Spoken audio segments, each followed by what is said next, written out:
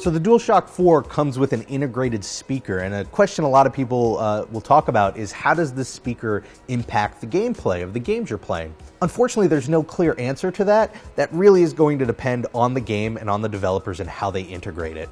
All we can really do is look at how it's been used so far and make inferences as to how it'll be used in the future.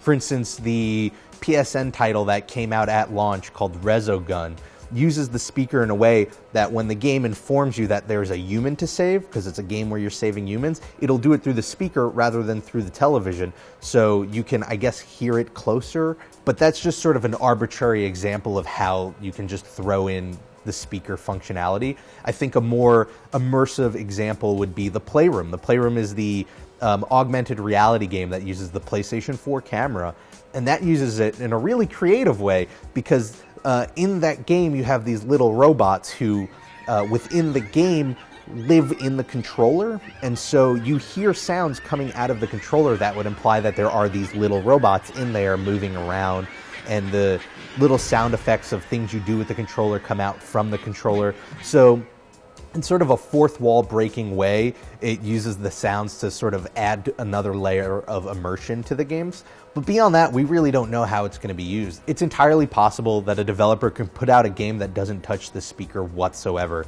Or you can have a game that uses it all the time, every couple of seconds. It's going to be up to the developer, and how that affects the game is really just going to depend on the game.